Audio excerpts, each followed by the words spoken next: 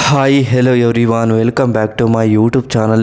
ಇವತ್ತಿನ ಈ ವಿಡಿಯೋದಲ್ಲಿ ಕಟಾನ್ ಮೂವಿಯ ರಿವ್ಯೂ ಮಾಡ್ತಾಯಿದ್ದೀನಿ. ಈ ಮೂವಿಯ ಬಜೆಟ್ ಏನು, ಕಲೆಕ್ಷನ್ ಏನು, ಯಾವ ಯಾವ ಭಾಷೆಯಲ್ಲಿ ಬಿಡುಗಡೆ ಆಗಿದೆ, ಈ ಮೂವಿಯ ಫ್ಯಾಕ್ಟ್ಗಳನ್ನು ಈ ವಿಡಿಯೋದಲ್ಲಿ ತಿಳ್ಕೊಬರೋಣ.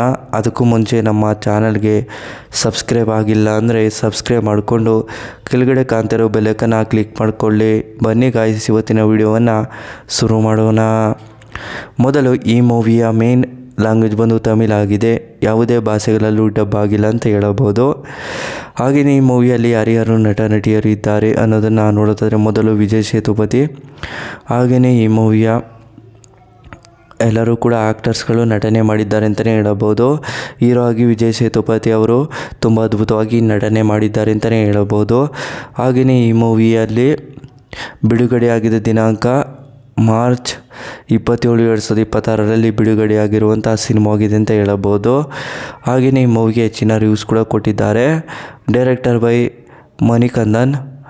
ಹಾಗೆಯೇ ಮೈಂಡ್ ಸುಮಾನ್ ಅವರು ಕೂಡ ಈ ಮೂವಿಯಲ್ಲಿ ನಟನೆ ಮಾಡಿದ್ದಾರೆ ಅಂತಲೇ ಹೇಳಬಹುದು.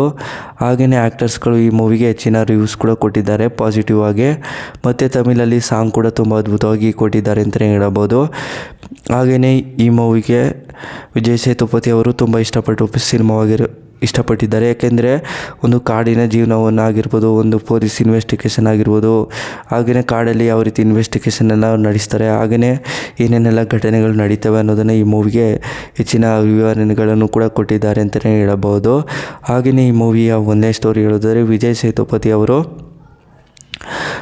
ರಾಕೇಶ್ ಅನ್ನೋ ಕ್ಯಾರೆಕ್ಟರ್ನ ಪ್ಲೇ ಮಾಡಿರ್ತಾರೆ. ರಾಕೇಶ್ ಅನ್ನೋ ವ್ಯಕ್ತಿ ಅವರು ಒಂದು ಪೊಲೀಸ್ ಆಫೀಸರ್ ಆಗ್ತಾರೆ ಅಂತಲೇ ಹೇಳ್ಬೋದು.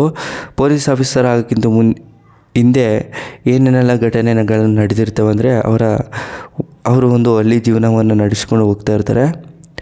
ಆದರೆ ಅಲ್ಲಿ ಅವ್ರ ತಂದೆ ತುಂಬ ಡ್ರಿಂಕ್ಸನ್ನು ಮಾಡಿಕೊಂಡು ಕಾಲವನ್ನು ಕಳೀತಾ ಇರ್ತಾರೆ. ಹಾಗೆಯೇ ಅವ್ರ ತಾಯಿಗೆ ಬಂದು ಸುಮಾರು ಹಿಗ್ಗಾಮುಗ್ಗ ಹೊಡಿತಿರ್ತಾರೆ. ಇದನ್ನೆಲ್ಲ ನೋಡಿ ಅವರಿಗೆ ರಾಕೇಶ್ಗೆ ತುಂಬ ಬೇಜಾರಾಗುತ್ತೆ. ಮತ್ತು ರಾಕೇಶ್ ಅವರು ತಂದೆಗೆ ಪೊಲೀಸ್ ಕಂಪ್ಲೇಂಟನ್ನು ಕೊಟ್ಬಿಟ್ಟು ರಾಕೇಶು ಅವರ ತಂದೆನ ಅರೆಸ್ಟ್ ಮಾಡಿಸ್ತಾರೆ. ಮತ್ತು ನಾನು ಕೂಡ ಪೊಲೀಸ್ ಆಗಿದ್ರೆ ಒಂದಿಷ್ಟು ಜನಕ್ಕೆ ಒಳ್ಳೇದಾಗಬೇಕು, ಒಳ್ಳೇದು ಮಾಡೋಣ ಅಂತೇಳಿ ರಾಕೇಶು ಕೂಡ ಓದೋಕ್ಕೆ ಸ್ಟಾರ್ಟ್ ಮಾಡ್ತಾರೆ. ಮತ್ತು ಬೇರೆ ಕಡೆಗೆ ಓದೋಕ್ಕೆ ಹೋಗ್ತಾರೆ. ಅಲ್ಲಿ ಓದಿ ಎಜುಕೇಷನೆಲ್ಲ ಮುಗಿಸಿ ಮತ್ತು ಪೊಲೀಸ್ ಆಫೀಸರ್ ಕೂಡ ಆಗ್ತಾರೆ.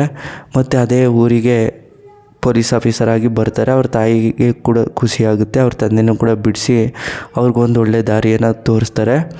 ಮತ್ತು ಅಲ್ಲಿ ಕೊಲೆಗಳು ನಡೀತಿರ್ತವೆ. ಅದರಿಂದ ಆ ಕೊಲೆಗಳನ್ನೆಲ್ಲ ನಿಲ್ಲಿಸ್ತಾರೆ. ಮತ್ತು ಅವ್ರ ಊರಿಗೆ ಒಂದೊಳ್ಳೆ ಕೆಲಸಗಳನ್ನು ಕೂಡ ಮಾಡ್ಕೊಂಡು ಹೋಗ್ತಾರೆ.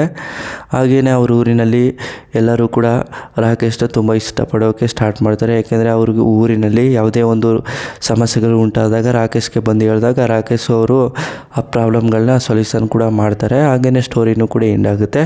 ಸ್ಟೋರಿ ನಿಮಗೆ ಇಷ್ಟವಾದರೆ ಶೇರ್ ಮಾಡಿ, ಲೈಕ್ ಮಾಡಿ. Thanks for watching.